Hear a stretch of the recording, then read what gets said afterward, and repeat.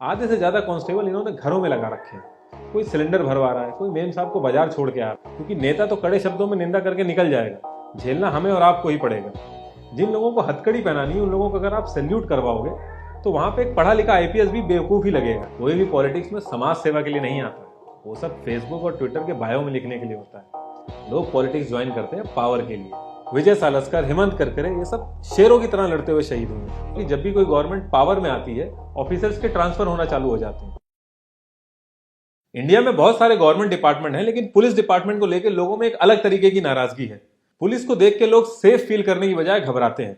अगर कहीं पे पुलिस खड़ी है और आपके सामने दूसरा रास्ता अवेलेबल है तो हर कोई प्रेफर करता है कि उस दूसरे रास्ते से ही जाए।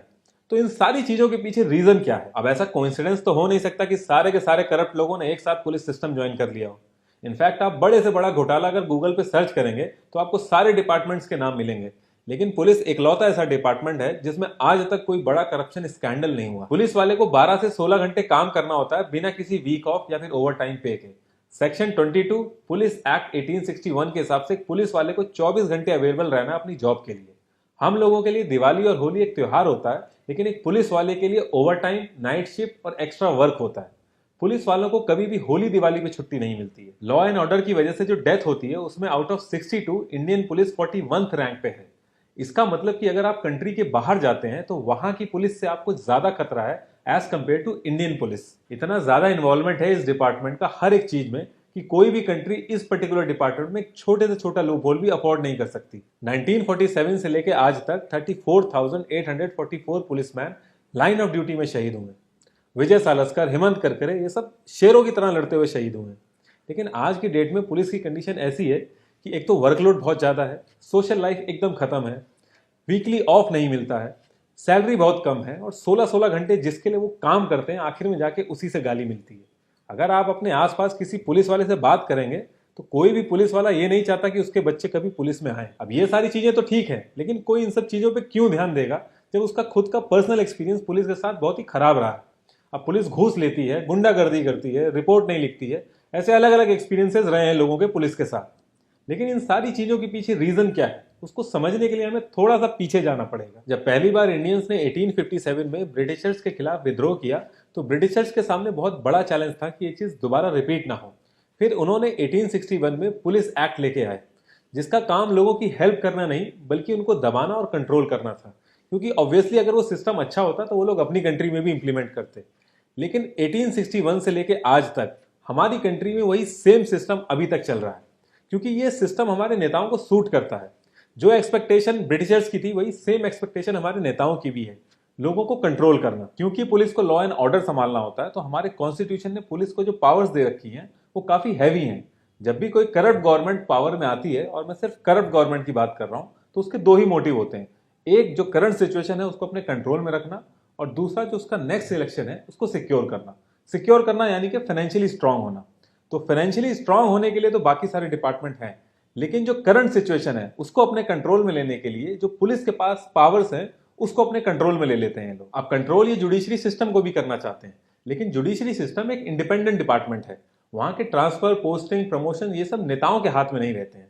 लेकिन पुलिस डिपार्टमेंट में ट्रांसफर, पोस्टिंग, प्रमोशन ये सब नेताओं के हाथ में रहते हैं, और यहीं से सारी चीजों की जड़ स्टार्ट होती है। किसी पुलिसमैन का प्रमोशन या ट्रांसफर इस पर डिपेंड नहीं करता कि वो कितना काबिल या कितना मेहनती है, बल्कि इस पर डिपेंड करता है कि वो कितनी बात मानता है, भले ही वो बात सही हो या गलत। अगर किसी नीम के पेड़ को कोई नेता आम का पेड़ कह रहा है तो आपको आम का पेड़ तो उसको कहना ही है, साथ में ये भी कहना है कि उस पर 2 आम लगे, अगर आज्ञा हो तो तोड़ के लाऊं। आपने नोटिस किया होगा कि जब भी कोई गवर्नमेंट पावर में आती है ऑफिसर्स के ट्रांसफर होना चालू हो जाते हैं। तो उसके पीछे रीजन क्या है? और रीजन सिर्फ एक ही है कि जो भी नेता है वो अपने आसपास उन लोगों को चाहता है जो उसकी हाँ में हाँ मिलाएं। फिर उन्हीं पुलिस वालों की पावर को यूज करके किसको पकड़ना है, किसको छोड़ना है, किस ग्रुप की अकल ठिकाने लगानी, इन सब चीजों पर डिसीजन बनाया जा सके। आपने नोटिस किया होगा कि जब भी कोई गवर्नमेंट पावर में आती है ऑपोजिशन के लोग अलग अलग केसेस में अंदर जाना चालू हो जाते हैं। नेताओं का इंटरफेरेंस नहीं होना चाहिए पुलिस डिपार्टमेंट में, इसको लेके मिस्टर प्रकाश सिंह, जो कि एक्स डीजीपी रहे हैं यूपी पुलिस में, इन्होंने एक पीआईएल डाली सुप्रीम कोर्ट में, और सुप्रीम कोर्ट ने उस पीआईएल को एक्सेप्ट भी किया, और मिस्टर प्रकाश सिंह वो केस जीत भी गए। फिर 22 सितंबर 2006 में सुप्रीम कोर्ट ने वर्डिक्ट दिया कि जो भी पॉलिटिकल पार्टीज है इनका इंटरफेरेंस पुलिस डिपार्टमेंट में नहीं होना चाहिए, और 7 इंस्ट्रक्शन सारे स्टेट्स को दिए। ऑन पेपर तो सबने इस चीज को एक्सेप्ट किया क्योंकि मजबूरी थी, लेकिन ग्राउंड पे इंप्लीमेंट नहीं किया। फिर सुप्रीम कोर्ट ने मॉनिटरिंग करी और एक कमेटी बनाई जिसको लीड किया जस्टिस थॉमस ने। और उस कमेटी ने जो रिपोर्ट दी वो मैं एग्जैक्ट वर्ड आपको बताता हूँ। We are dismayed by the total indifference of the state to the compliance of Supreme Court directions. तो किसी भी गवर्नमेंट ने इसको माना ही नहीं। और जो लोग अलग अलग पार्टियों की वकालत करते हैं वो ईयर पे जरूर ध्यान दें, क्योंकि ना ये तब लागू हुआ था और ना ये अब लागू हुआ, क्योंकि कोई चाहता ही नहीं है। और पुलिस डिपार्टमेंट एक स्टेट का सब्जेक्ट है, तो अगर कोई स्पेसिफिक स्टेट गवर्नमेंट भी चाहे तो वो उसको लागू कर सकती है, उसको सेंट्रल गवर्नमेंट पे डिपेंडेंट नहीं होना। एक तो दिक्कत ये आ जाती है कि एक हैबिट है हम लोगों की कि एक बार हम जिस पार्टी को पकड़ लेते हैं, फिर दोस्ती यारी में कोई बहस हो, चाहे कोई ग्रुप डिस्कशन हो, चाहे कोई भी मुद्दा हो, हर मुद्दे में हम उसी को सपोर्ट करेंगे। अब भाई जब इतने सालों से उस पार्टी के लिए आप बहस कर रहे हो तो एक बार पार्टी से भी क्वेश्चन पूछ लो कि ये छोटी सी चीज है क्यों नहीं लागू कर रहे। कोई भी पॉलिटिक्स में समाज सेवा के लिए नहीं आता है, वो सब फेसबुक और ट्विटर के बायो में लिखने के लिए होता है। लोग पॉलिटिक्स ज्वाइन करते हैं पावर के लिए, और कोई भी पार्टी ये नहीं चाहेगी कि उसके हाथ से पावर जाए। ये सारी चीजें तभी लागू होंगी जब हम लोग चाहेंगे। आज की डेट में अगर ये सारी पार्टियों में माहौल बन जाए कि जो ये चीज इंप्लीमेंट करेगा वही जीतेगा, तो 101% ये पार्टियां करेंगी। आप कोई भी डिपार्टमेंट उठा के देख लो जो कि इंडिपेंडेंट है, आर्मी हो गया, जुडिशरी हो गई, हमारी इलेक्शन कमीशन हो गया, इसमें फिर भी लोगों का ट्रस्ट बना हुआ है।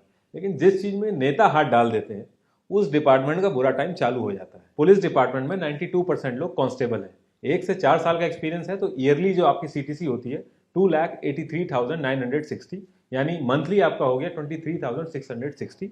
और अगर आपको 5 से 10 साल का एक्सपीरियंस है तो 25,000 से 30 के बीच में आपकी सैलरी होती है पर मंथ। उसके बाद 12 से 16 घंटे के लिए जब आप बाहर निकलते हैं तो आप कितनी भी कंजूसी करें आपका 200 से 250 रुपये उसमें लगता ही लगता है। फिर जो क्रिमिनल मिलते हैं उनका ट्रांसपोर्ट, कोई बॉडी मिली है नहर से तो उसका खर्चा। मैंने बहुत सारे पुलिस वालों से बात करी तो ज्यादातर लोगों ने यही बोला कि उसका रिइंबर्समेंट होता नहीं। हर स्टेट का अलग है, लेकिन अगर हम एवरेज लें तो एक पुलिस स्टेशन को मंथली 110 लीटर पेट्रोल मिलता है, और एक दिन का अगर हम देखें तो 3.6 लीटर मिलता है। अब उस 3.6 लीटर में पूरे एरिया की सिक्योरिटी देखनी है, पेट्रोलिंग करनी है, जो कैदी है उनका ट्रांसपोर्टेशन भी देखना है। और वहीं बात नेताओं की करें तो एक मंथ का 250 लीटर उनको मिलता है। कई पुलिस स्टेशन ऐसे भी होते हैं जिनको बिजली का बिल भरने तक में दिक्कत आती है। अभी रिसेंटली नोएडा में 2 पुलिस स्टेशन ऐसे थे जिनका बिजली का बिल ना भरने की वजह से उनकी लाइट काट दी गई। तो इन सारी चीजों को पूरा करने के लिए जुगाड़ की जरूरत पड़ती है। अब जुगाड़ का मतलब आप लोग समझ ही गए होंगे। तो ओवरऑल एनवायरनमेंट ऐसा बन जाता है कि जो ये सारी चीजें हैं बहुत नॉर्मल लगने लगती है। मान लो आप एक बहुत ही ईमानदार ऑफिसर हो और आपने सारी की सारी एफआईआर लेना चालू कर दिया, तो जैसे ही आप एफआईआर लोगे सबसे पहली चीज तो आपका काम बढ़ेगा। आपको जाके इन्वेस्टिगेशन करनी होगी, आपको सबूत इकट्ठे करने होंगे, कई महीनों तक आपको फाइल्स मेंटेन करनी पड़ेगी। और जितनी ज्यादा आप एफआईआर लोगे उतनी ज्यादा खराब आपकी परफॉर्मेंस मानी जाएगी। इसका मतलब कि आप जितना ज्यादा काम करोगे उतनी खराब आपकी परफॉर्मेंस होगी। और दूसरी चीज, आपका पूरा का पूरा जो स्टेशन है वो बदनाम होगा, क्योंकि जितनी ज्यादा एफआईआर उतना ज्यादा क्राइम रेट माना जाएगा। 144 पुलिस वाले 1 लाख लोगों की सिक्योरिटी देख रहे हैं, वहीं 56,944 पुलिस वाले 20,828 वीआईपी नेताओं की सिक्योरिटी देख रहे हैं। इधर 663 लोगों पे एक पुलिस वाला है, उधर 3 पुलिस वाले एक नेता को संभाल रहे हैं। सिक्योरिटी का जो एक्चुअल पर्पस है, अगर किसी को रियल लाइफ थ्रेट हो तो उसके लिए सिक्योरिटी है। अगर किसी को रियल लाइफ थ्रेट नहीं है, वो भी 3-3 गनर लेके घूम रहा है। आधे से ज्यादा कांस्टेबल इन्होंने घरों में लगा रखे हैं। कोई सिलेंडर भरवा रहा है, कोई मेम साहब को बाजार छोड़ के आ रहा है, मजदूरों से भी बुरा हाल कर दिया। तो इन सारी चीजों का सोल्यूशन क्या है? देखिए, पुलिस अपना काम बहुत अच्छे से जानती है। They are trained and capable enough to handle any situation. अब कोई अनपढ़ आदमी अगर उनके काम में इंटरफेयर करेगा तो वहां दिक्कत आएगी ही आएगी। जिन लोगों को हथकड़ी पहनानी है उन लोगों को अगर आप सैल्यूट करवाओगे तो वहां पे एक पढ़ा लिखा आईपीएस भी बेवकूफ ही लगेगा। दूसरी चीज, क्राइम रोकने की जिम्मेदारी सिर्फ और सिर्फ पुलिस की नहीं है, हम लोगों की भी उतनी ही जिम्मेदारी है। कास्ट के नाम पे लोग क्रिमिनल का सपोर्ट करते हैं, किसी फेवरेट पार्टी का क्रिमिनल हो तो उसको सपोर्ट करते हैं। पहले होता था अगर रिश्तेदारी में कोई क्रिमिनल निकल जाए तो लोग शादी का कार्ड तक नहीं देते थे, लेकिन आज की डेट में ये लोग रोल मॉडल हो गए हैं।